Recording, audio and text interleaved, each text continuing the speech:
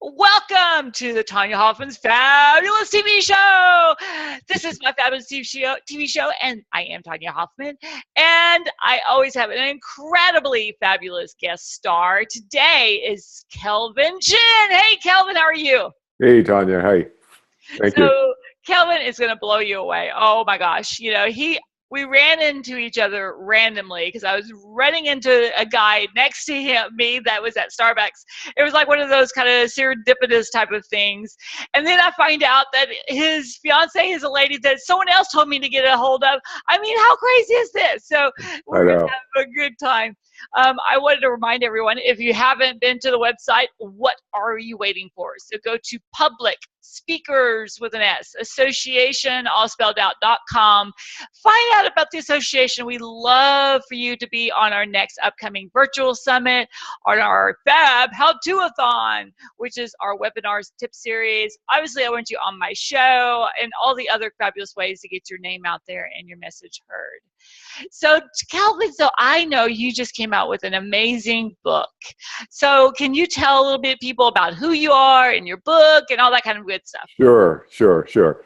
Yeah, my name is Kelvin Chin, and I've been involved with helping people overcome the fear of death for about the past 30 years or so.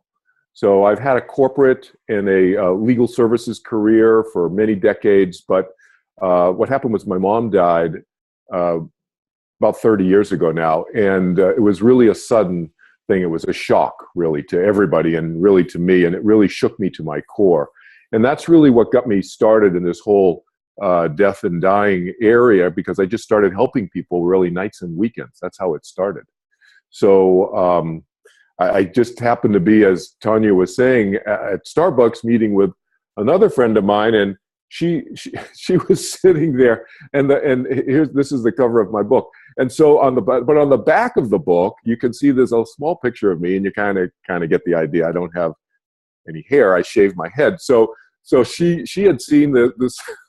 I don't know if you remember this, Tonya, but He looked over, and the guy I was meeting with also has a shaved head. So Tonya asked, "Is that your book, or is that you?" Because he had the book face down, and my picture was showing up. I know, it was very confusing. And you're like, "What? You saying all bald guys look the same?" I'm like, "Well, exactly. In this case, that itty bitty picture, yeah."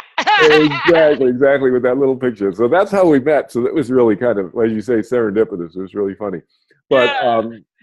So I got into helping people, and as I got more and more conversations, over the 30 years, hundreds and hundreds of conversations, just really nights and weekends. People would refer people to me, and they would just call me up, and like 2, 3, 4, 5 times a month, I'd get these random phone calls from around the country. But through all these conversations, I started realizing, what really is most helpful would be most helpful for people, and the approach that I took was talking them about their underlying beliefs about death and dying, not getting into their cultural stuff or the religious stuff that they believed about dying so much. So I came up with these 4 belief systems that really underlie all the cultural and religious belief systems in the world, and that's what I talk about in the book. And that's why the full title of the book is Overcoming the Fear of Death through each of the 4 main belief systems. So I talk about those 4 main belief systems and look through the lens of each of those without trying to persuade anybody to change their beliefs.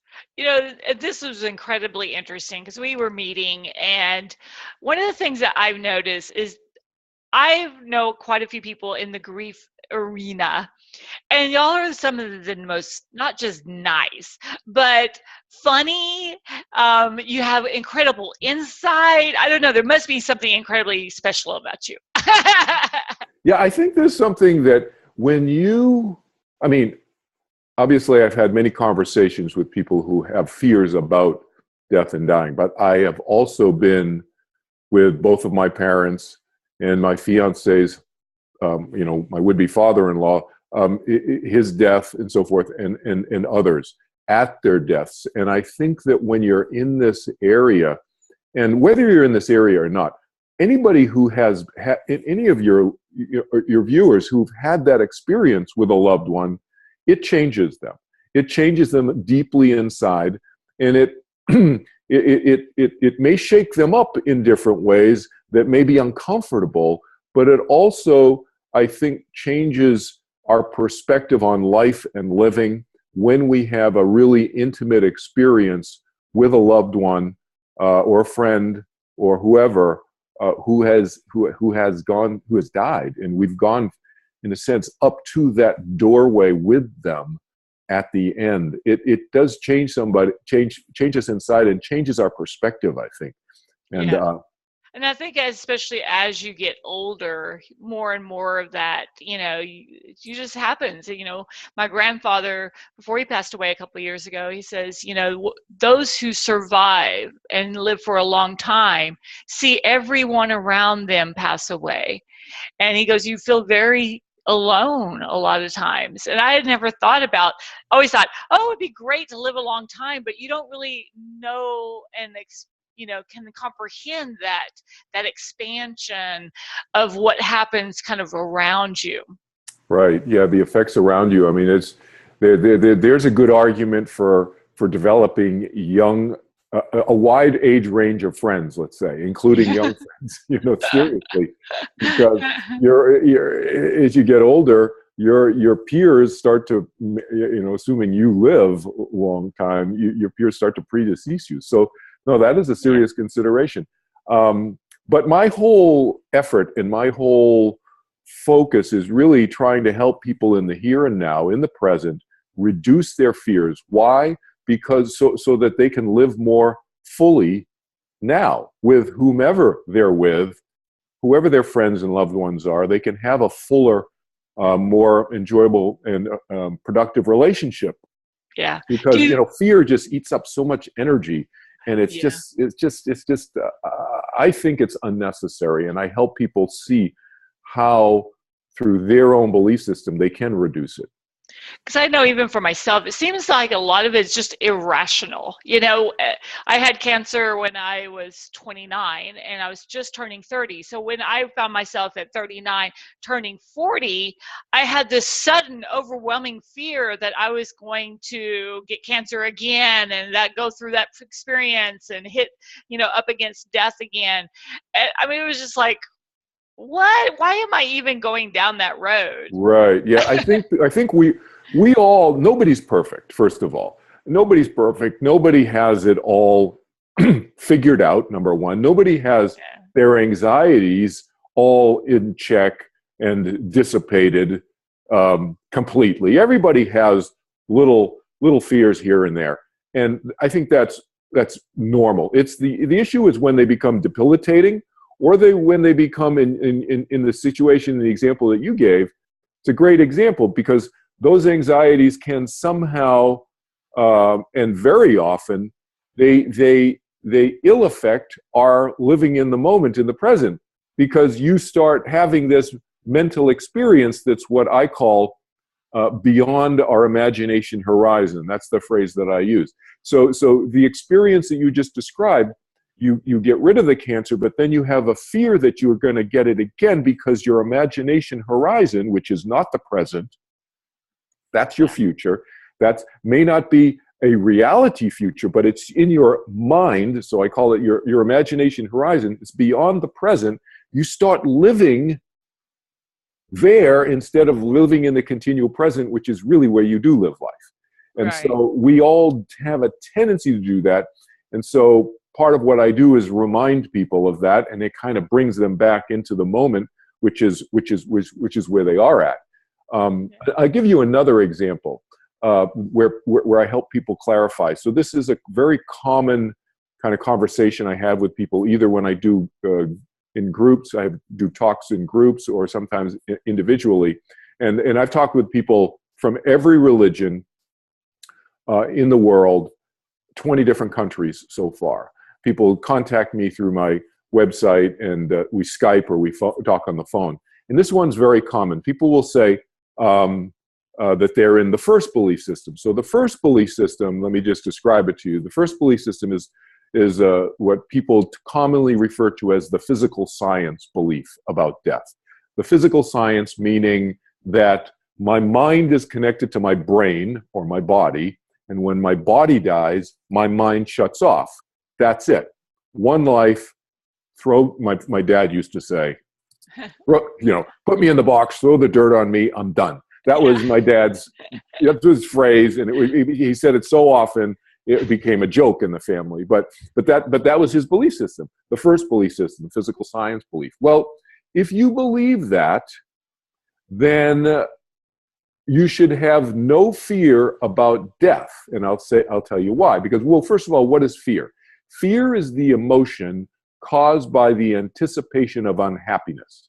The emotion caused by the anticipation of unhappiness. Well, if you believe like my dad did, that the body dies, the mind shuts off, that's it, one life, that's it, that's all you have, then you should have no fear, because you're not going to have any experience, if you believe that, after your physical body dies. Happiness or unhappiness, doesn't matter. Yeah. No experience. So there should be no fear, because you cannot anticipate the experience of no experience. So that, if that's truly the belief system, so people will often say to me, and here's where it gets muddied in their minds. They'll say, "Oh, I have the first belief system. I believe that's it. But I'm really afraid of non-existing after I die. I'm afraid of non-existing." Well, so, well, okay. So first I clarify what I just said with them. I said, but what you're actually saying is you're not sure whether you really believe in the first belief system, which is very common. It's okay to be not sure, because nobody's going to know. Nobody really knows till we know. Right. Yeah. This is one of those. Death is one of those experiences. You're going to know when you know, but you can't. So we're just having a discussion about it right now to try to reduce our fears. So I said, you really have the second belief system. So the second belief system is what I call the fear of continued existence. So that's when the person believes, or somehow has an inkling, or somehow has a suspicion that their body dies and their mind will continue afterwards, but they have some fear associated with it. So I point out to the person, and even that clarity, helping clarify that their fear is actually a bona fide fear. But it doesn't make sense if they have the first belief system. It's really a second belief system. And then I talk with them how to reduce that fear. So the fear of continued existence. And then the third belief system, we'll just finish the four belief systems. The third belief system is believe in some afterlife. Again, I don't get into the cultural or religious definitions of how they may think about it. I just let them come up with that themselves. But they believe in some afterlife of some form. They could call it nirvana, heaven. They can call it whatever they want. But they continue, but there's no fear. And in the fourth belief system, the fourth one is their mind continues after their body dies, and they transition into some place. They're not sure. They may be sure what it is, but whatever. They can call it whatever they want. And their mind is conscious and makes decisions and can choose to come back in another body. So it's the idea of past lives, future lives, reincarnation. That's the fourth belief system. So everybody falls into one of those four somewhere, or they may be a hybrid. Yeah. A fence sitter, I call them sometimes. And that's okay, because nobody, like I said, nobody's going to be sure till you actually die, and either the light stays on, meaning your mind is still working, or it's not. And if it's not, it isn't, and that's it. But if it does continue, then I tell stories in my talks and in my book about various experiences that people I know or family members I know have had. And it just is to give people some what I call data points to think about, not to change their belief necessarily, but to increase their comfort zone a little bit, if the light stays on. If. Right. I know. And a lot of times as you look at your family, you assume, and I think this is probably, I think we've talked about a lot of times not knowing how to handle someone else's passing, right? Or their own that they're about to handle, because we assume what they believe. And a lot of times that assumption is on our own beliefs.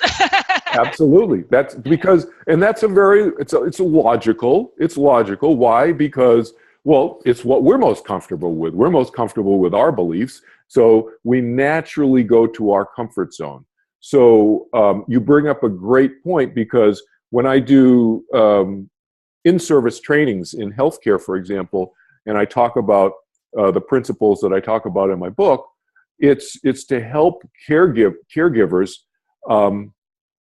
increase their understanding about other people's beliefs. Because as caregivers, and it doesn't matter if we're professional caregiver or just you and somebody like you or myself with a loved one being a caregiver at their end of life, what's the point? We want to be there fully with them. That means emotionally and to the extent we can physically and so forth, be there with them, but very much emotionally and psychically, we want to be there with them. In other words, we don't want to be in this mode where we're trying to persuade them to think otherwise, because quite frankly, it's too late. I mean, it's at the end of their life, and they're going to be thinking the way they're thinking, regardless of what we may say to them. So the best thing we can do to relax them and to decrease their pain and suffering is to support them as much as possible. Well, what that means in terms of beliefs about death is I don't think we need to understand all the various forms of Buddhism, for example. I mean, Buddhists don't agree amongst themselves.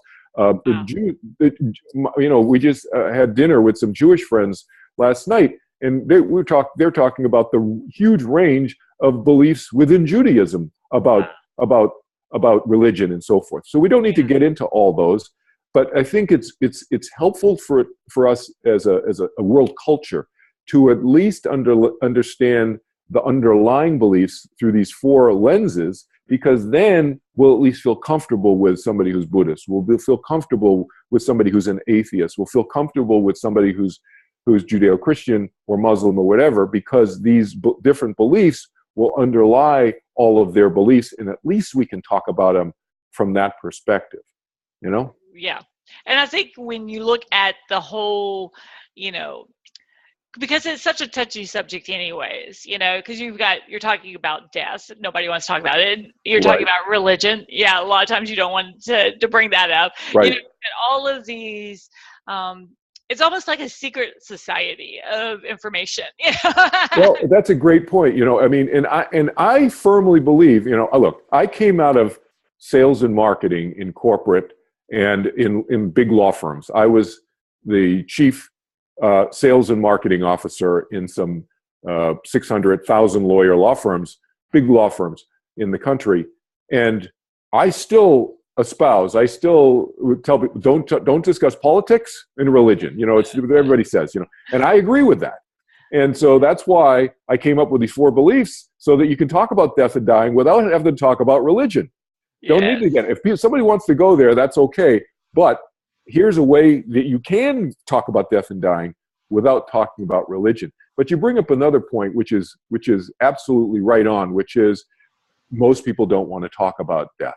We as a culture, as a world culture, it's not just here in the US, it's worldwide. It's an affliction. It's a problem. We need to talk more openly about death and dying, because it will help us, it will change our healthcare system. I talk about that at the beginning of my book, about the military, and I also talk about our healthcare system. And I also talk about soldiers coming back and not being able to deal with death and dying, and how impacted negatively they are, our vets and so forth. But our healthcare system, I mean, it would be such a more robust and a higher quality of life system if we as a culture talked more openly about death and dying and got it more out of the shadows, so to speak. It's the proverbial elephant in the room. Everybody thinks, it'll go away. I don't want to talk about it. Yeah, and I really find that when you start looking at all of these major issues throughout the world, and in every culture, it's because I travel all over the world, and most people are exactly the same. We've got some different ideas on things and how to approach some things, but when you start really looking at it, it's all They have a fear of dying. They have a fear of this, Yes. you know, and it's the fears that are overwhelming. But if you talk about them and you get them out there, that's why I love that you did this book. And that's why I wanted you on my show and everything, is because a lot of times it just isn't talked about enough, you know? Exactly. And I think that discussion and even people who started having these discussions because of some of the talks I've given or having read the book, they have sending me emails saying how much that relieves the pressure valve. It's kind of like it's like a tea kettle. You know, you build up the pressure and the cover is so tight. You know, we need to take the cover off and start having conversations so that the pressure can get released. And people just feel the pressure release once they start talking about these things, like you say, that they're afraid of. They're walking around all bottled up. And it so affects their relationships, their work performance, their just general enjoyable. I know even with my grandfather, who I was talking about before, you know, he was the 13th out of 13 kids. And his whole life, his goal was to make it to the year 2000. So when he got to 2000, he's like, well, I don't know, you know, sometimes we like set our goals short, you know. And he's still alive, and he's like, whoa. Yeah, he's like, okay, what do I do now, you know? And then he's like, well, I just want to live as long as I can. But then you don't think through that, you know. And went through 2 wives, and you know, there's just a lot. And what I found was the hardest part is that just the family didn't want to talk about him. He really valued his personal space, his ability to get out and do things. He was walking around Walmart and going in and volunteering up to the day that he passed away. Yeah. And to my aunts and my mother, they wanted to close him down and keep him to themselves, and you know, and bring him into like this little world, as if bottling up was going to help, you know? Right. Yeah, I think that, and some cultures are better at this than others in our world, but I think that we would benefit a lot from somebody like that who's older, who's, you know, our senior citizens. They've had, like you said at the beginning of our conversation today, they've had a lot of life experience. And through that life experience, whatever the life experience has been, it has enriched their personality in unique ways. And nobody's going to have another life that's exactly like theirs. And so sharing some of those stories with those younger, and it could be younger as in 40-year-olds or 30-year-olds or 20-year-olds or 10-year-olds, can enrich those people's lives. And I think we miss an opportunity as a culture by not doing that. And it also would place a value on our 80 and 90-year-old loved ones, because they would feel a place in our society, as opposed to feeling like, let's put them in a home, let's just shun them, let's, you know, discard them really socially. And we did that with my father when he was dying, and we knew, fortunately, and you don't always know, you don't always kind of you know how long the runway is, so to speak, at the end, but we knew that he had about a year left. And with my kids at the time, they were my kids are 22 now, and my son is 28, my daughter's 22. That they were younger, they were 5 and 9 or 10 years old then, and he shared stories with them, and just in between, as he kind of went down, just falling asleep at the dinner table, kind of a thing, a lot, which you see with somebody who's starting to exit, their body's starting to shut down. But in between, he would tell these stories. Some of them were funny stories, and some were just interesting stories about his experiences in World War II, and living in India, and living in China when he was in the U.S. with the equivalent of the U.S. Air Force then. They called it the U.S. Army Air Corps. But yeah, I think that would be a way for us to incorporate our seniors more into our lives as we see them starting to exit, without telling them, hey, you're going to die, tell me a story, but just, hey, tell us more about your life, Yeah, exactly. So tell us how to get a hold of your book and you and all that good stuff. Okay. So probably the easiest thing to get a hold of to get a hold of my book and is to go on my website, which is overcomingthefearofdeath.org. So it's spelled out. Every word is just spelled out. Overcomingthefearofdeath.org. And it's a .org because I have a nonprofit through which I teach this. And on there, you can also check out this. I got to show you a cartoon. I went to Dartmouth College, and they featured me in this is the most recent issue. So Jake Tapper of CNN is on the cover. But you can go online and check this out. But it's on my website also under the news tab. Nice. And they did this cartoon of me. You can see you're that. All official, and once you get cartoon status, you're done. I know, and I've taught meditation for 40-something years, so they have me sitting in a full lotus. This is the first and last time you'll ever see me sitting in a full lotus. But they got the Grim Reaper looking at his watch here, so it's a pretty funny cartoon. But but this is also on my website. You can read that. Thank you so much, Tonya, for having me. I appreciate it. And you said you also have some type of giveaway for them. Oh yes, thank you. So you go on the website and you can order my book there, and I have 3 free gifts if you order the book soon on my website. 3 free gifts. So you can check that out. They're described there on the website. So again, it's www.overcomingthefearofdeath.org.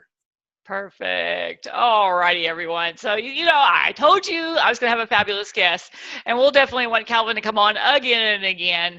Also, I wanted to let everyone know that not only do you want to be a part of the Public Speakers Association, but we also have our next upcoming conference, Public Speakers Conference, June 24th and 25th, Las Vegas, Golden Nugget. We're getting everything tied down right now. And we've got a huge show special going on.